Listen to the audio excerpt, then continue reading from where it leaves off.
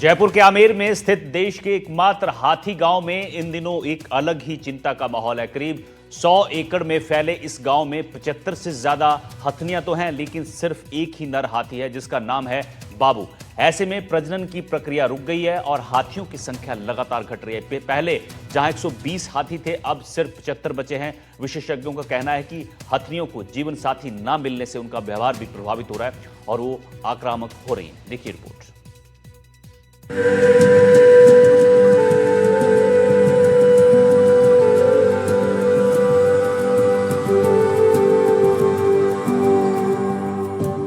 भारत का राष्ट्रीय धरोहर पशु यानी कि हाथी। हाथियों को भारतीय संस्कृति में धन, शक्ति और बुद्धि का प्रतीक माना जाता है। युद्ध से लेकर सवारी तक आज भी हाथियों का महत्व देखा जा सकता है। लेकिन आज इन्हीं हाथियों पर खतरा मंडरा रहा है, क्योंकि नर हाथियों की कमी हो रही है।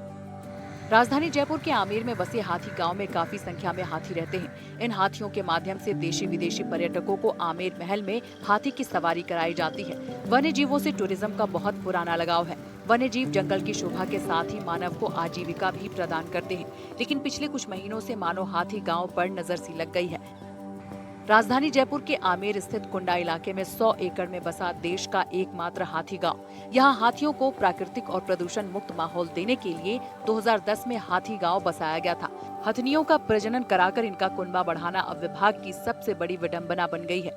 एक समय यहां करीब 120 हाथी रहते थे, लेकिन अब 45 हाथी घट गए। यहां मात्र 75 हाथी बच गए हैं। हाथी पालक आसिफ खान ने बताया कि हाथी गाँव में ज्यादातर हथनियां हैं, केवल एक ही नर हाथी बाबू है। हाथियों को प्राकृतिक आवास तो दे दिया, लेकिन हथनियों को जीवन साथी नहीं मिल रहा। इसकी वजह से हाथियों की संख्या भी नहीं बढ़ रही। हाथी गांव जो है 140 बीघा जमीन में है। यहाँ सभी मादा हाथी रहती हैं। इसमें एक नर हाथी है, जो एक लौता हाथी गांव में एक नर हाथी है। धीरे धीरे संख्या कम हो रही है मादिनों की, क्योंकि नर है नहीं। अब ज़्यादा से ज़्यादा जब नर यहाँ आएंगे तो इनकी प्रजाति भी बढ़ेंगी।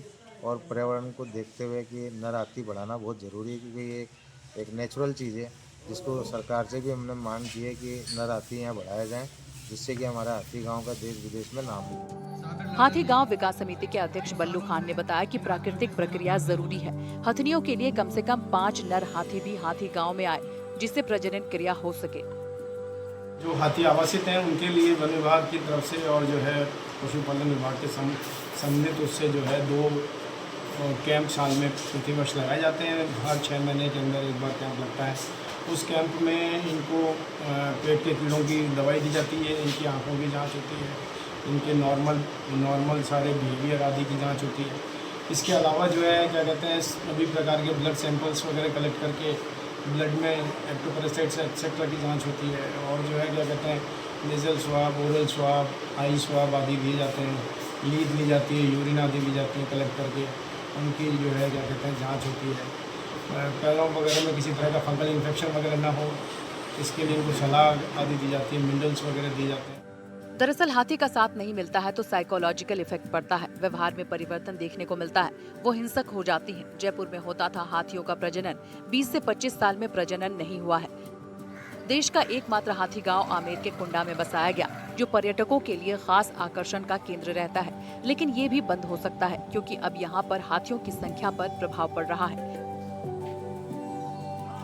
एनडीटीवी के लिए जयपुर से रोहन शर्मा की रिपोर्ट।